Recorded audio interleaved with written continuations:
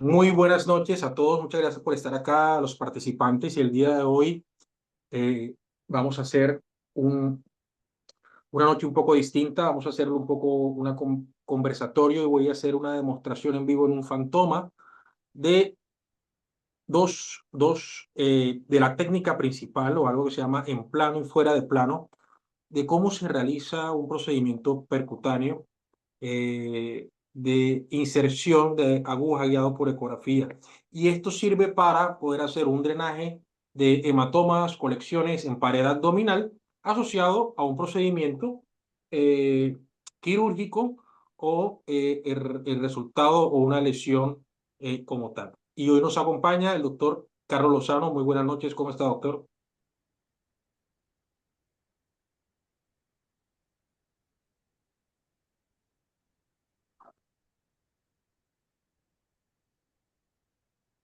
Bueno, mientras se reconecta el doctor, está en una urgencia en este momento quirúrgica, así que estamos acá con el doctor Andrés Carbonell, nuestro radiólogo socio en estas clases. Doctor Carbonell, el tema de hoy es pared abdominal, hoy es nuestro último día de pared abdominal.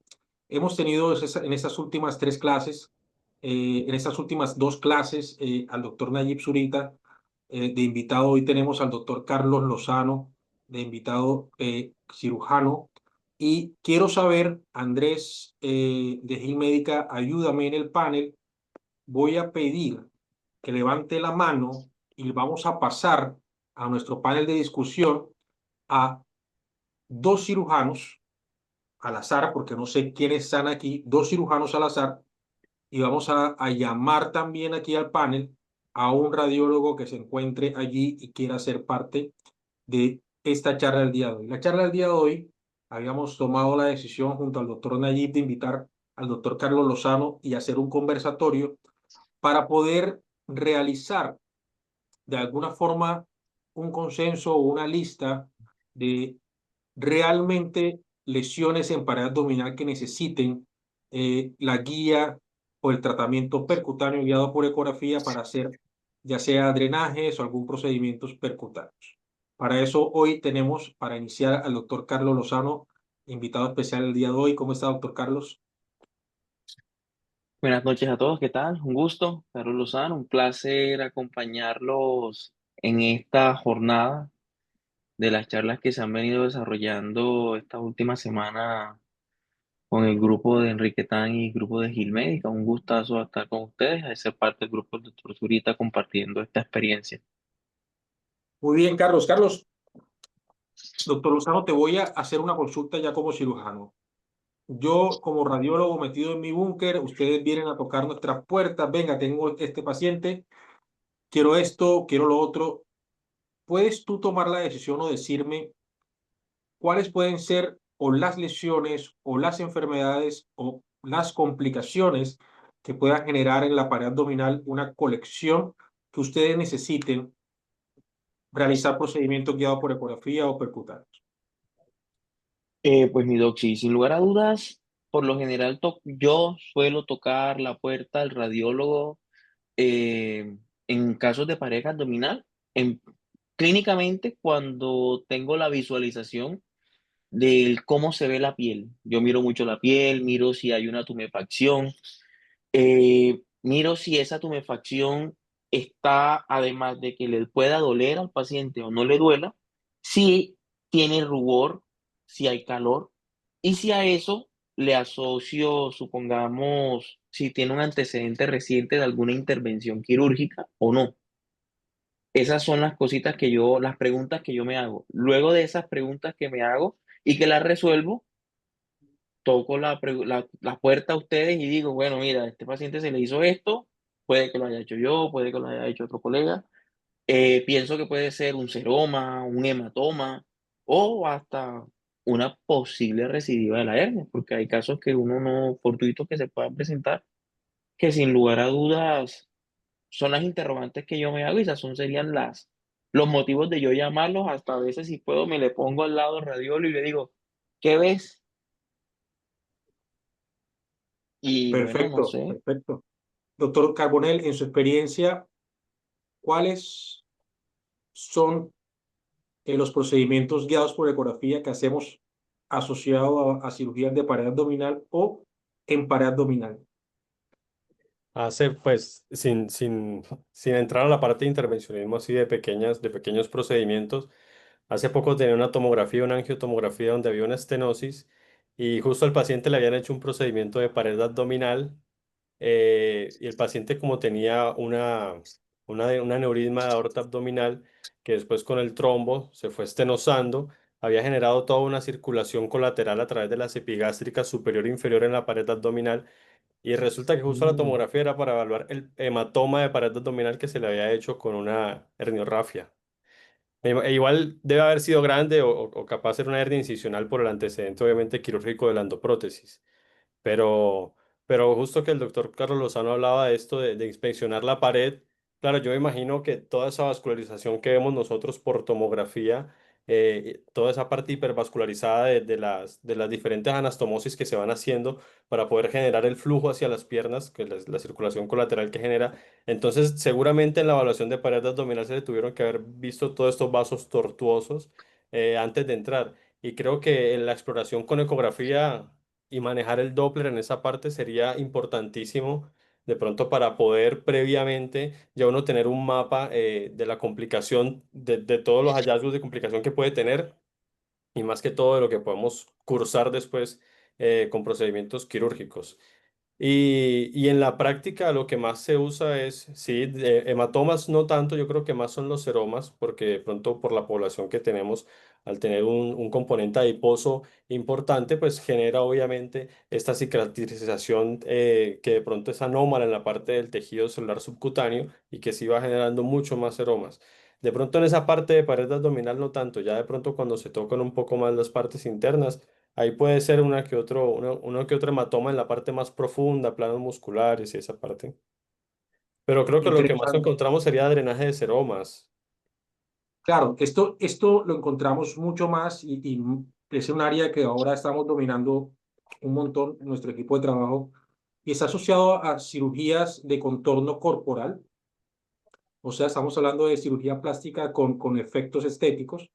En el caso del doctor Carlos Lozano, que es un cirujano general y cirujano de pared abdominal y cirujano metabólico, la pregunta es, cuando, doctor, usted como cirujano evalúa a un paciente, planifica una cirugía, ¿cuáles podrían ser las complicaciones que ustedes no quieren tener, pero las más comunes que pueden suceder al hacer una herniografía o un tratamiento de diastasis, ya sea laparoscópica o no, o un tratamiento de una abdominoplastía funcional asociado a una reparación de diastasis o colocación de malla que pueda generar un defecto, ya sea estético o funcional, que ustedes no quieran realizar un procedimiento quirúrgico secundario, sino que tal vez por un procedimiento guiado por ecografía pueda resolverlo. ¿Cuáles son eso que le dicen ustedes a los pacientes que pueda suceder y que no quieren que suceda? Pues, como se acaba de decir, sin lugar a dudas, que pues que no suceda nada. Eso es lo que más desea uno. Lo que principalmente ocurre, como lo decía el doctor Carbonell, es ese seroma, que por esa razón todos los quirúrgicos, pienso que siempre solemos dejar, dependiendo el tamaño o la magnitud de la intervención quirúrgica, sea la que sea, uno determina si deja un dren postquirúrgico, ese es el que nos va a favorecer ese drenaje de ese seroma que queda después de la intervención quirúrgica. Pero posterior, yo por lo general dejo el DREN 5 o 7 días, cito a los pacientes a la semana, en el equipo los citamos para retiro del DREN y suele que se presenta el seroma.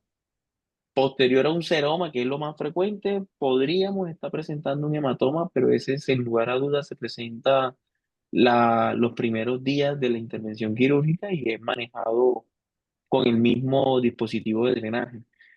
Y ya otra eventualidad que podría ocurrir sería, dependiendo la tensión o la zona a la que se haya manipulado, sabemos de que hay algunos tejidos que pueden quedar, que por eso se suele hacer una remodelación de ese tejido del paciente, puede quedar con zona de mucha tensión y eso podría llevar una dehiscencia parcial de la herida.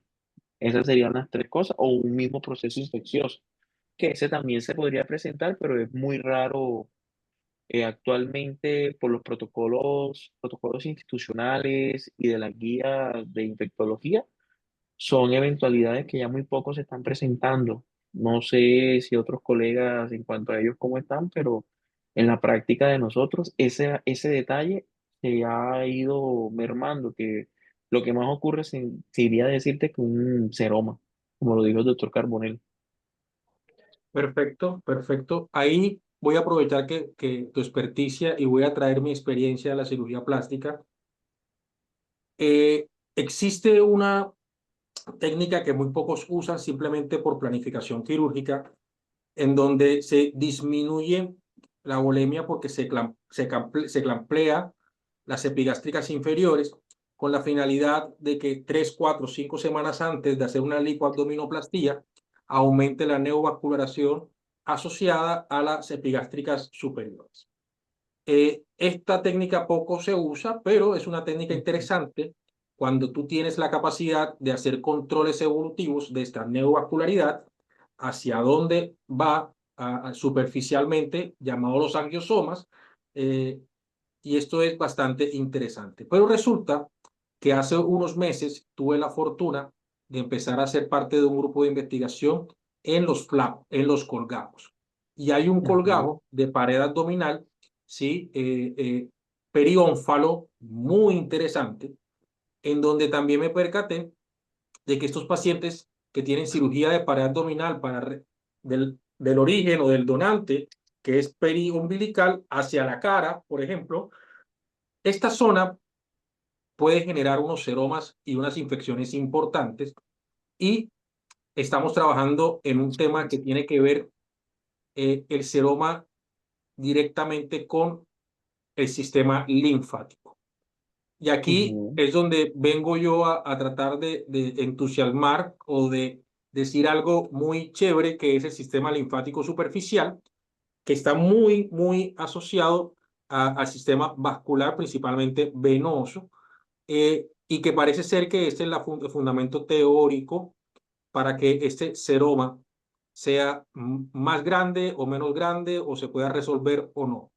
Y por otro lado, hay pocos cirujanos plásticos que me han hecho el favor de intentar colocar drenajes más cercanos a lo que nosotros colocamos como radiólogos intervencionistas. Estamos hablando de un catéter multifuncional, de un catéter pigtail, de unos French distintos, para que podamos movilizarlo según el volumen del drenaje cambie. ¿Sí? Los drenajes habituales son muy complicados movilizarlos guiados por ecografía o sin guiar por ecografía, y cuando el volumen disminuye, no vamos a poder renavegarlo con facilidad como otros catéteres multipropósitos que usamos para hacerlo intraabdominal o retroperitoneo.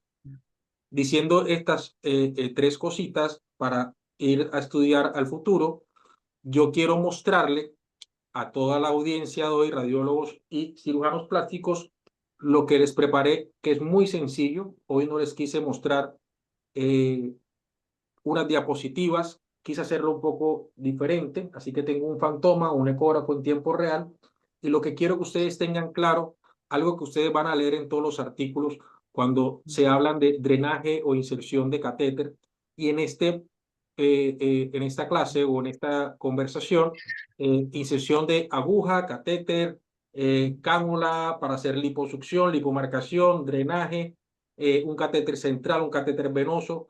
Absolutamente todo esto que van a aprender o que les voy a mostrar es el fundamento básico para hacerlo guiado por ecografía. Estamos entonces, sin diapositivas, vamos a hacer un poco más práctico, y aquí le muestro entonces el traductor. Vamos a utilizar un traductor lineal, ¿ok? Esto negro que ustedes ven allí se llama huella del traductor, y esta huella del traductor tiene un grosor, ¿ok? Y este grosor, señores, ustedes tienen que saber cuánto es: 0.5 milímetros, 1 milímetro, 1 centímetro, perdón, o 0.5 milímetros. ¿Por qué es importante? Porque esto es lo que representa la sección o el grosor de la anatomía que estamos viendo en tiempo real.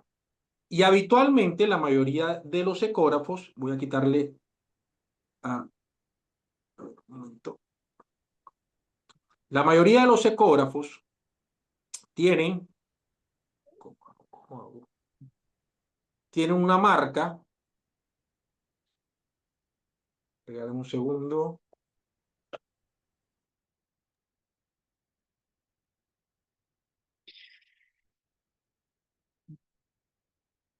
Un segundo para cambiar. ¿Cómo hago yo? Mira, ahorita lo pude hacer y ahora no lo puedo hacer. Andrés, ¿me ayudas? ¿Quieres poner la cámara frontal? No, no, la cámara frontal no solamente, sino que yo tengo aquí puesto que se Ya, vea. ya, ahí te eh, vemos.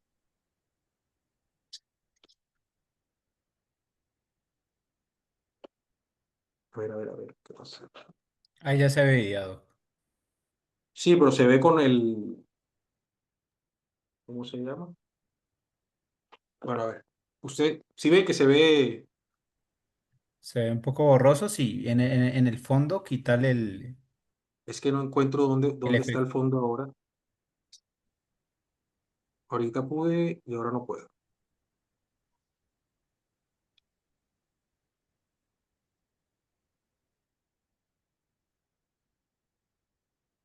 En la cámara, ahí Ah, te ya la sale encontré, la flecha arriba. ya la encontré. Entonces, en la mitad, vamos a ver casi siempre en los ecógrafos esta marcación, ¿ok? Esta marcación se refiere a la mitad de la huella del transductor. Y esto, que es lo que se coloca sobre el paciente, es la huella del transductor. Y ustedes tienen que saber dos medidas: el grosor de la huella del transductor y lo largo de la huella del transductor. ¿Por qué es importante saber cuál es el grosor y cuál es lo largo? Es porque ustedes van a tener ya aquí la única, Ahí el tienes, único tenés pausada la uso. imagen, ¿no? No, no, aquí estoy en vivo. No, doctor, está apagada todavía.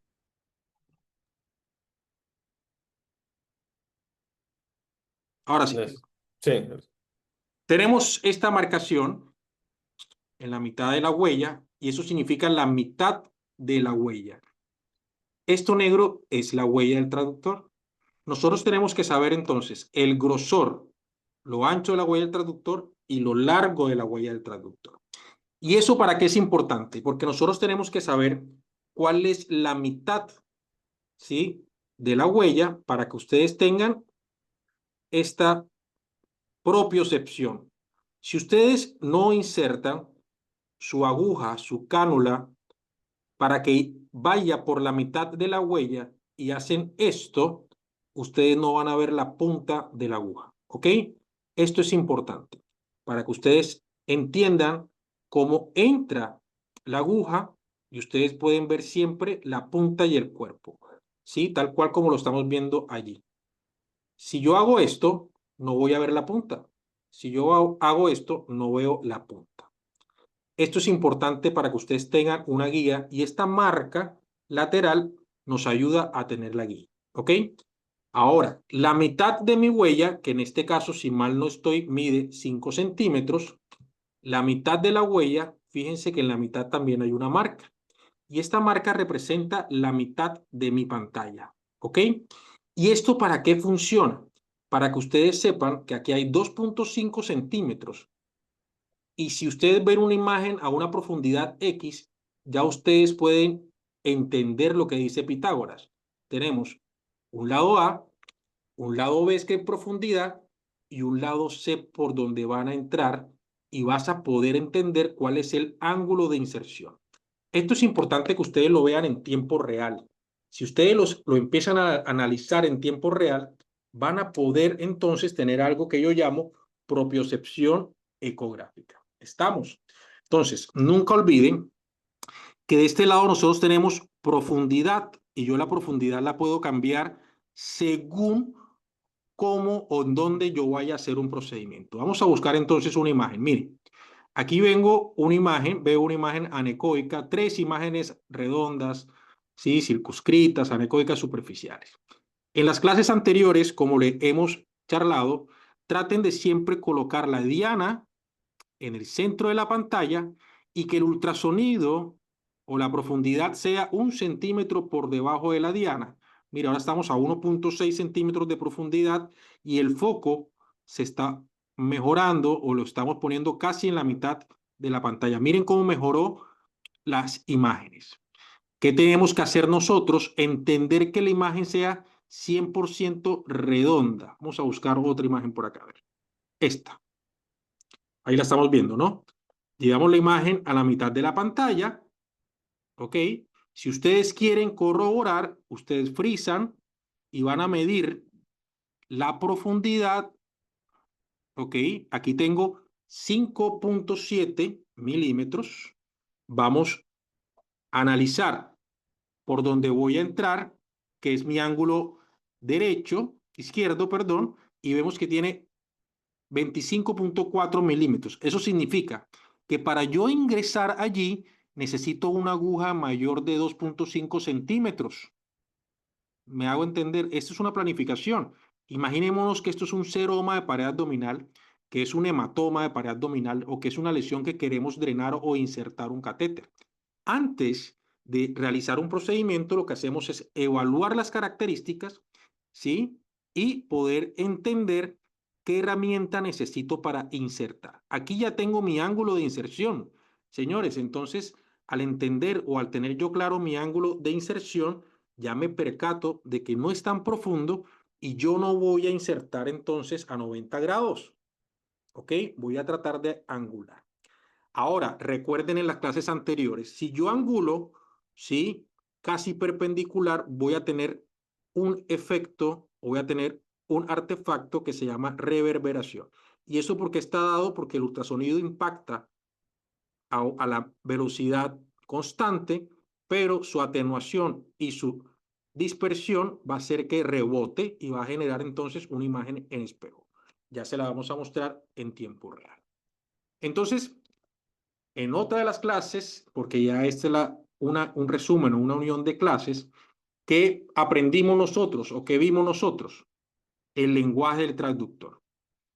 Ahora yo como sé si estoy viendo una imagen en una sola dimensión que es totalmente redonda. Recuerden, angulación, miren, yo angulo, barro, comprimo y ahora hacia las manecillas de reloj hago rotación y ahí me percato de que la imagen no es totalmente redonda, es ligeramente ovalada. Cuando vemos una imagen, sí, que es mayor o con un diámetro mayor de un lado que de otro, ese diámetro o esa forma es la que toma de referencia. Entonces esto no es una imagen redonda, es una imagen ovalada, ¿ok? Ahora yo voy a cambiar la ganancia. ¿Se acuerdan? La ganancia global de la escala de blancos y negros. ¿Esto para qué? Para yo confirmar que realmente esta imagen que parece anecoica de contenido líquido no es homogénea. Fíjense que en su interior hay imágenes hipoecoicas, heterogéneas, algunas lineales hiperecoicas. Miren que su compresión no es total, menos del 50%. Entonces, si nosotros esto fuera un paciente real, este no es un seroma líquido que no vamos a poder drenar de forma inmediata guiada por ecografía. Este seroma puede que necesite una terapia, puede que necesite un lavado. Si fuera un hematoma, puede que necesite heparina, puede que necesite que pongamos un pigtail. De esta forma, nosotros podemos ver el estado de la materia de la masa o de la lesión o de la colección para poder determinar entonces qué herramientas necesito para el éxito de mi procedimiento. ¿Ok? Esto, si fuese una cirugía plástica, una cirugía paraabdominal, y ya vemos un seroma de estas características, señores, es probable que estemos frente a una posible fibrosis, ¿sí? Entonces lo que hacemos nosotros es ponerlo en los dos planos, longitudinal y transversal, para sacar un volumen. Ahora, si ustedes se acuerdan cómo sacamos el volumen, hacemos transversal,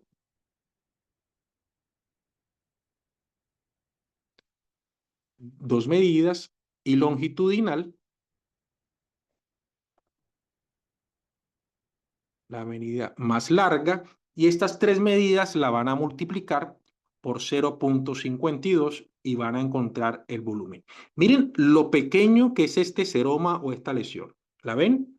Es bastante pequeña. Sin embargo, ustedes se van a percatar cómo puede ser muy fácil llegar a la llaga. Entonces, ahora que sabemos que es una imagen heterogénea, ¿sí? Vamos a buscarla y se nos perdió, que es una imagen heterogénea que ya tiene semanas o días, no es aguda. Vamos a aprender lo que la clase de hoy es importante. Cuando nosotros insertamos la aguja de esta manera, ¿sí? Estamos haciéndolo en plano, ¿ok? En plano. ¿Listo? Ahora, señores, si ustedes no saben hacer ecografía, si es la primera vez que van a hacer procedimientos, es un paciente real, ustedes son intrépidos y quieren aprender a hacerlo, señores, siempre intenten hacer el procedimiento en plano. Desde el momento cero, ustedes tienen que ver la punta de la aguja, cómo se desplaza hasta la diana. ¿Ok? Eso se llama en plano. Y la otra técnica se llama fuera de plano. Y fuera de plano es de esta manera. Ustedes tienen que ir al centro de la huella del traductor e insertar la aguja hacia la mitad de la huella sin dejar de ver la punta. ¿Qué pasa? Que el grosor de tu huella es tan delgado que necesita mejor propiocepción para poder hacerlo. Muchos médicos, principalmente anestesiólogos, les gusta más esta técnica porque la inserción de la aguja es casi en 90 grados y ellos pueden observar de alguna forma o adquieren más propiocepción de esta manera. A mí me genera de alguna forma cierta inconveniente cuando un médico recién empieza a tener estas habilidades porque no va a saber realmente el desplazamiento y técnicamente lo que van a aprender ahora es lo que cambia el resultado de un intervencionista a otro. Y esto es lo que quiero que aprendan. Recuerden que las imágenes en ecografía parecen de dos dimensiones, ¿cierto? La única forma de que nosotros entendamos que tiene tres dimensiones es hacer rotación y poder hacer angulación y evaluar entonces sus diámetros y su volumen. ¿Listo? Supongamos que ya hemos elegido insertarlo en plano. Repito, en plano. Ven la mitad de mi huella, ¿sí? Yo inserto la punta, la veo la punta y voy a seguir sin dejar de ver la punta, ahí la están viendo, la punta y el cuerpo. Si yo no veo la punta y el cuerpo, señores, paro. ¿Por qué paro? Porque no lo estoy haciendo guiado por ecografía. Estoy teniendo la sensación de que se mueve la anatomía, pero ahora lo estoy viendo. Miren que se ve inclusive hacia dónde está el bisel. ¿Ok? ¿Se acuerdan? Ahí yo sigo, ingreso a mi diana y señores, lo que van a aprender ahora es lo que cambia en un radiólogo que tiene un resultado en biopsias, por ejemplo, en mi caso que tengo casi 5.000 entre seno y tiroides, en donde el resultado o la muestra es suficiente. ¿Qué pasa aquí? Yo realmente no sé si estoy en el centro de la mitad de la imagen. Y esto que les voy a enseñar es lo más importante que van a aprender para hacer un bloqueo, para hacer un drenaje, para hacer una inyección. Ustedes inyectan o insertan su aguja en plano. Giran su traductor y corroboran si están en la mitad de la lesión. Miren que no estaba en la mitad de la lesión. Si yo hubiese aspirado solamente en un plano, aspiro una pared lateral. Ahora yo reubico a la mitad de la mitad, dejo de ver la punta, me devuelvo, dejo de ver la punta, me devuelvo, y ahora ya sé que estoy en la mitad de la mitad. Esto sin redundar porque hay dos planos. Ahí yo inserto el catéter, dreno, inyecto o hago mi procedimiento. Entonces, señores, lo que les traigo hoy es, traten de hacer todos los procedimientos en plano, corroboran fuera de plano y hacen la inyección o el drenaje fuera de plano. ¿Está claro? Miren, ahora yo puedo hacer todo tipo de procedimiento, limpiar, debridar, navegar, me retiro y ya yo sé que estoy en la mitad de la mitad. Miren la diferencia, porque aquí pareciese que yo ya estaba en la mitad, ¿verdad? Pero no, señores, estaba lateral. ¿Lo ven? Esta es la razón por la cual aquellos que no hayan hecho realmente una curva adecuada en intervención tienen falla en el paciente A o el paciente B en sus bloqueos, el paciente A o el paciente B en un hematoma, una perforación por una inserción de catéter, el paciente A o el paciente B en la muestra de una biopsia no es suficiente. Simplemente es por este detalle técnico, el cual yo quise traerles a ustedes el día de hoy. Hasta allí, ¿alguna pregunta? ¿Dudas? ¿Comentarios? Sí, la primera parte me pareció importantísima porque cuando empezamos eso de las medidas, de medir la distancia de donde vamos a entrar, porque a veces intuimos como las imágenes y las dimensiones de la imagen cambian por la profundidad y si uno le hace zoom o no a la imagen, entonces cambian las dimensiones y uno puede tener la percepción de que la imagen de pronto está cercana y cuando va a meter la aguja por ahí capaz le faltaron algunos pocos centímetros, pocos milímetros más para en realidad llegar a la lesión.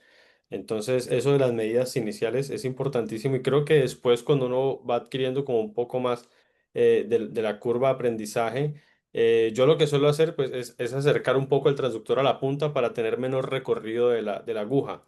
El problema de pronto de acercarse un poco es que la aguja entre más perpendicular quede, o sea, entre más paralelo quede y no quede tan perpendicular a la incidencia de los rayos, pues se va a hacer, por así decirlo, un poco más tenue porque los rayos no van a chocar directamente con la aguja, sino que van a refractarse en la aguja, entonces la imagen por ecografía puede cambiar un poco, o sea, puede hacerse la aguja un poco más tenue, pero si se está empezando, creo que esa parte de entrar en paralelo con cierta distancia llegando hacia el centro de la lesión también facilita esto de que la aguja pueda ser un poco más visible.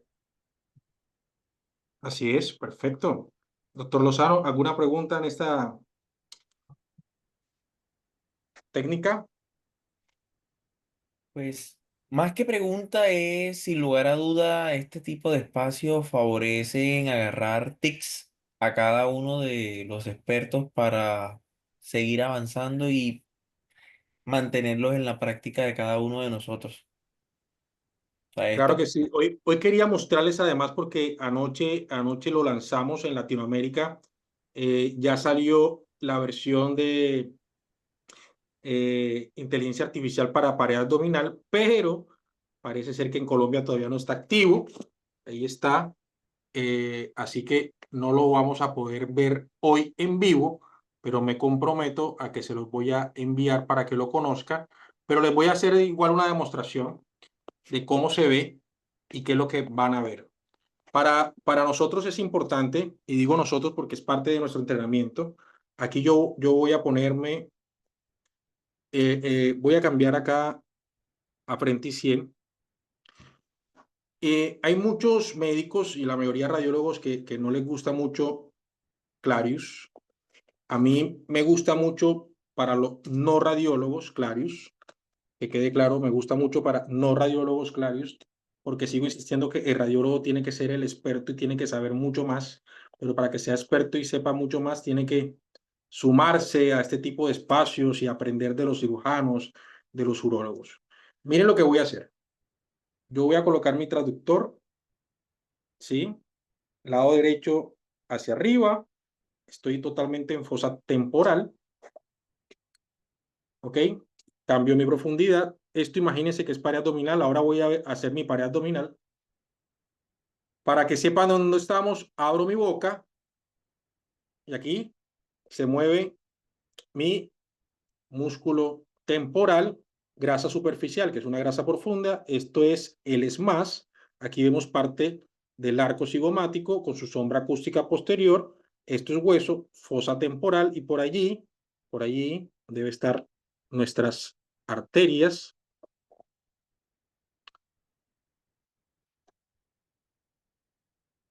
Temporal profunda. Y por aquí, que la irrumpe en medio del ESMAS, vamos a ver temporal superficial. Ahí está. ¿Listo? Pero la idea no solamente es esta, lo que les quiero venir a mostrar, y que esta herramienta, y como yo digo, se llama disección anatómica en tiempo real, llegó para que ustedes puedan planificar y entender. Entonces, aquí nosotros podemos analizar en tiempo real con la tecnología en donde estamos. ¿Qué vemos? Solo con fines educativos, para aprender anatomía en tiempo real, para aprender a hacer disección en tiempo real guiado por ecografía. ¿Ok? Y esto es interesantísimo porque ahora podemos ver navegación de nervios, podemos mejorar cómo estamos viendo la parte vascular, y en pared abdominal, que se lanzó anoche para Latinoamérica, es una locura. Vamos a poder medir diastasis, ver los músculos en tiempo real, ver por dónde está el flujo. Así que les prometo que después les mando a todos los que se conectaron hoy y anterior a todos estos 3 charlas de ecografía paraabdominal, las novedades que tenemos en inteligencia artificial, no solamente en Clarius, sino en otros dispositivos mucho más grandes, pero es interesante cómo en un equipo tan chico podemos hacer muchas cosas para mejorar la práctica médica. Así que quisiera, doctor Lozano, que me haga algún tipo de preguntas, si las tiene, alrededor de pared abdominal, porque este es nuestro último día de pared abdominal.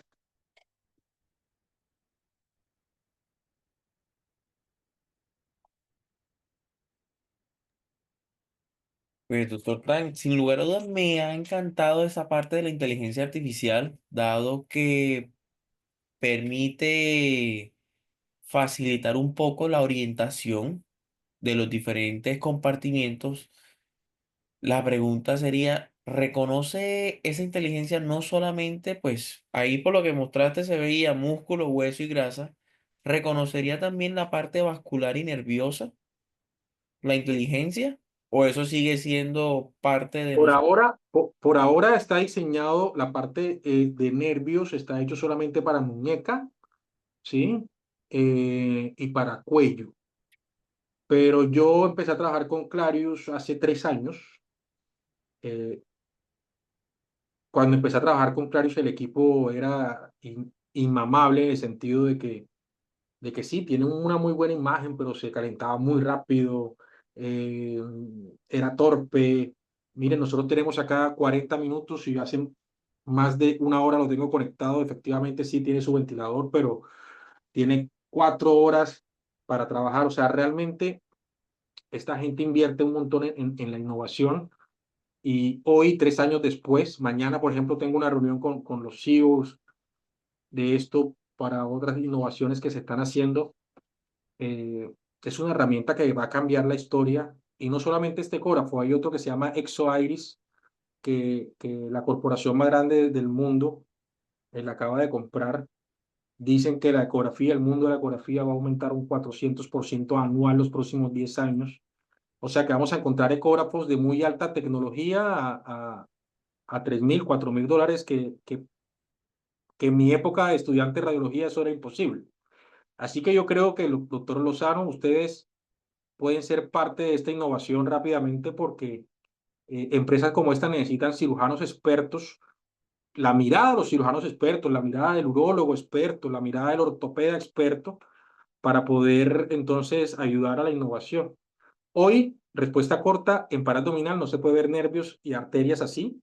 Te toca aprender a hacer ecografía todavía.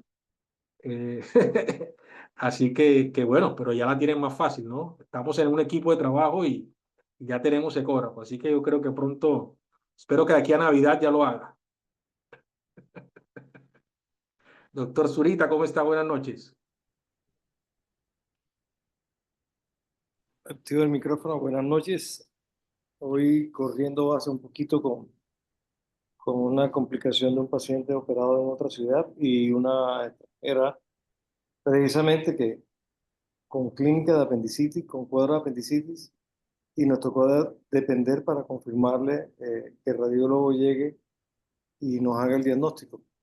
En este caso, son los típicos casos que si tuviéramos un ecógrafo portátil, vamos a ver muy fácilmente los cambios en esta paciente que ya hoy por hoy no podemos solamente operar por clínica, sobre todo pacientes extranjeros que quieren tener como una prueba, ya sea ecográfica o tomográfica, de lo que tienen. Qué pena por no poder estar a tiempo, pero son cosas de los martes hago disponibilidad en Medicare y se nos presentaron esos dos casos, los cuales me tocó, acabo de regresar de mirarlos. Perfecto, profe. Bueno, Bueno, pero ya estamos. Hoy fue un poco más de conversación porque traía un fantoma y quería mostrarle rápidamente lo que tal vez podrían aprender todos los cirujanos e inclusive los radiólogos en un futuro de cómo técnicamente se hace un buen procedimiento guiado por ecografía para ver la aguja, su ingreso, cómo ver el traductor para poder entender por qué está marcado el diámetro de la huella y demás. Y yo creo que eso es importante. ¿Por qué? Para drenar un absceso, para drenar una masa, para hacer una biopsia, todo aquel procedimiento percutáneo guiado por ecografía, los fundamentos técnicos son los que ustedes acaban de ver en vivo. Así que Andrés, doctor Andrés Carbonell, no sé si tienes alguna duda o pregunta. No, más que una duda, me parece interesante la propuesta del doctor Lozano respecto a la parte vascular. Creo que cuando el ecógrafo llegue a aportar esa imagen de manera mucho más sencilla, porque siempre el estudio del Doppler, la complejidad es toda la parte técnica que lleva, que si el cajón va orientado con el vaso, si el ángulo por donde va pasando, si tenemos mucha PRF o escala, se genera un aliasing que no existe para poder buscar un aliasing verdadero en sitio de estenosis. Entonces creo que en el avance seguramente así sea, no sé en cuánto tiempo, pero esa parte sería una herramienta interesantísima para de pronto facilitar mejor la información vascular que a veces la dificultad que tiene o el obstáculo que tiene es toda la parte técnica que tiene que llevar un estudio de Doppler. Perfecto. Muy bien, no sé si alguien en la audiencia tiene preguntas. ¿Alguna duda, doctor Lozano, para terminar?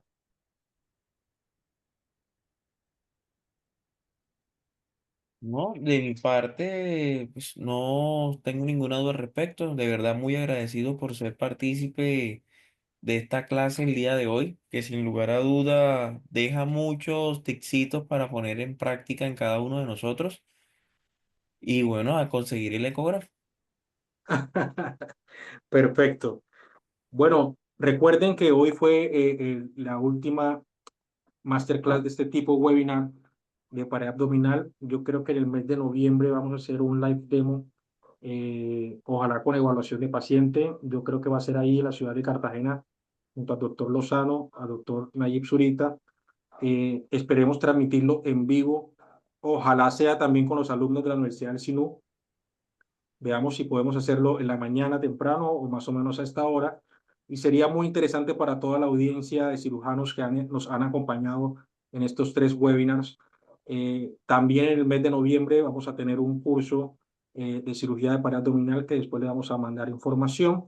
Y queremos ver, ya esto lo vamos a planificar mejor, si hacemos un curso certificado de ecografía de pared abdominal para cirujanos generales y para radiólogos, que esperemos hacerlo en el mes de enero en la ciudad de Cartagena y otro en la ciudad de Medellín.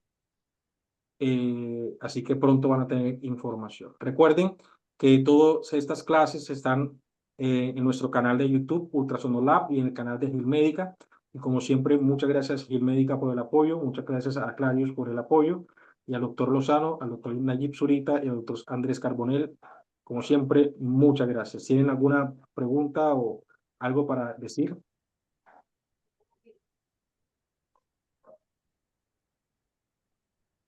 Bueno, muchas gracias. Yo creo que se aprovechó bastante este mes de pared abdominal. Eh, y aparte de pronto profundizar un poco más en este estudio de la pared antes del procedimiento o antes de tocar esa pared, que a veces uno puede pensar que porque son procedimientos superficiales no se puede llegar a complicar, pero bueno, ya vimos todas las complicaciones que nos compartía con la experiencia del doctor Najib.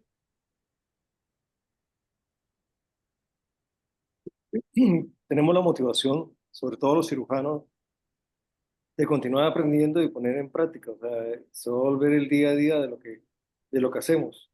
Eh, yo creo que ya estamos empezando a conseguir los pacientes eh, para el evento práctico que va a ser a finales de noviembre y pues nos seguimos viendo por este mismo canal. Muchas gracias, doctor Zurita, por su esfuerzo todos estos días. Y espero que todo esté muy bien. Feliz noche a todos. Doctor Lozano, muchas gracias. Listo, damos por entonces por terminada la sesión.